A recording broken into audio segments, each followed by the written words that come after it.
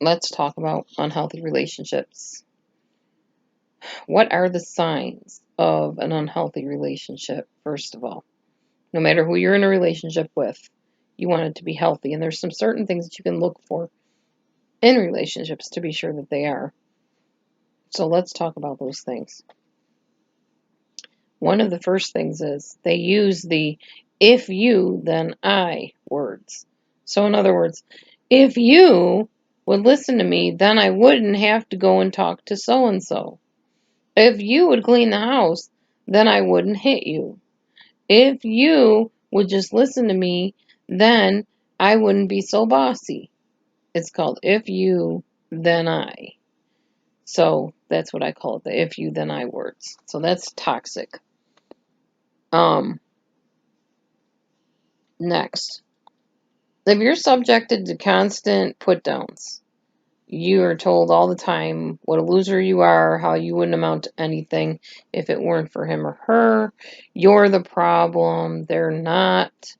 And they show no remorse for being jerks at all, none whatsoever.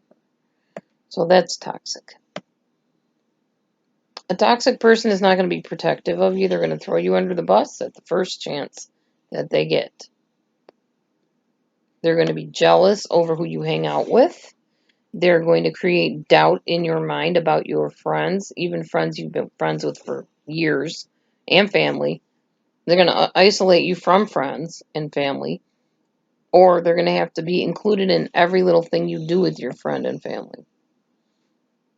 They will monopolize your money. They'll make sure all the bills, the investments, and income are all coming to them and not you. They will put all your checking accounts in their names. They will put all cards in their names. That's another sign of a very toxic situation. The next one is they will violate your phone, your email, any type of postal service you have.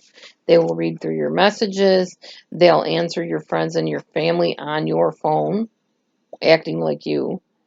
And they will make sure that your phone runs out, that the battery dies on it, so that you can't continue to contact those people and be in contact with the outside world. So, yeah. They show a lot of insecurity about your messages that you have with others. They automatically assume you are having a fling or an affair. So, yeah, that gets very uncomfortable very quickly.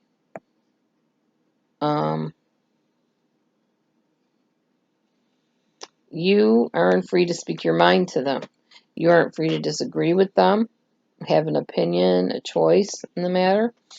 And if you do, you get attacked, and there's no way to discuss the issues with this partner, and they try to one up you so they feel like they're better than you. Another thing with this person is there are two sides to them. There's one that they show to you behind closed doors, and there's one face in public that's totally different. So private is one thing and public is another. That's another sign of a toxic, abusive relationship. Your partner perceives your concerns as an attack on him or her. Eggshell walking is what I call that. They think that you're out to get them, that there's something that you have planned for them, that's some evil, sinister thing. And yes, so that's how that goes, and it's toxic.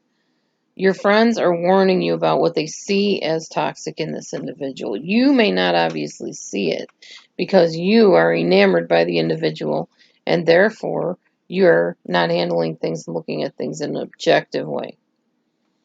Addiction to alcohol, drugs, gambling, workaholics, anorexics, that kind of thing. That those are toxic people, not people to have in your close circle of friends at all. Your plans, your hobbies, your hopes, your dreams do not matter to them one iota. They don't care. So don't sit there and try to talk to a narcissist about all the wonderful things happening in your life, because they're not going to even barely look up from whatever they're doing. They'll just be like, oh, yeah, that's nice. They don't care. Let's see, where are we at?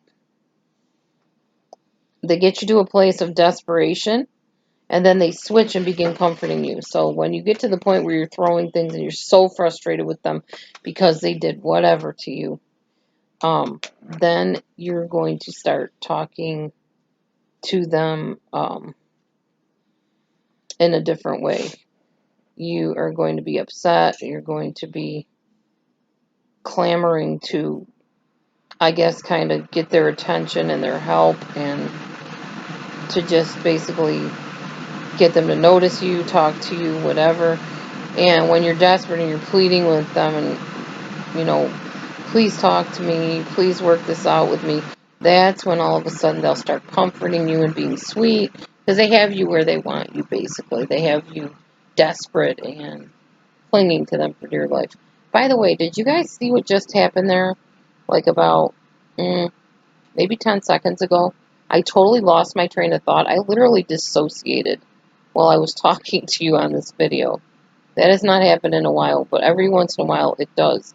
It used to happen a lot at my former jobs, about 4 of them. I couldn't concentrate because I'd be talking and all of a sudden my mind would just whoop, blank out. So if that didn't make any sense and it seemed like I was fishing for words, I really was. I just noticed I was zoning and then all of a sudden I came back to. So I apologize for that if it did not make sense. I'm going to go back and watch it and see if I can figure out at what point I did it. Alright, so they get you to a place where you're desperate, and then they switch and begin comforting you and try to play the rescuer. They get upset when you're doing well, and they fear that you're not needing them anymore, so then they lash out at you. They're punishing you because you're going to leave them. They make excuses for not meeting your needs or being there for the children, working on their issues. They will compete to talk, like it's some kind of a game. They have to have one-upmanship. They always have to be first and heard, that kind of thing. They will idealize and idolize you in the beginning, and then one day you're nobody to them. They just start tearing you down, calling you fat, calling you names, saying you're worthless, saying if it wasn't for them you wouldn't exist. Just really cruel, mean things. They minimize you on your needs. It's not that big of a deal. You can wait. You don't need that. You're fine. That's typical narcissism. Especially when it comes to important things like a pair of shoes for the kids for school or something you need in your toiletries that you don't have. To you, it's a big deal. To them, it's not.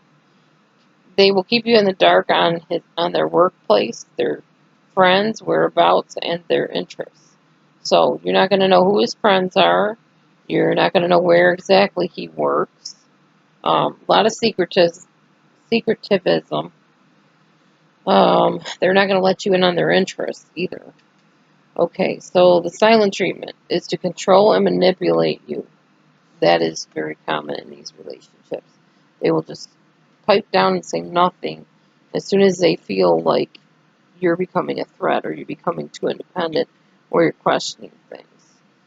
How can you get through this type of a relationship? First of all, you don't need to get through it. You need to get out of it.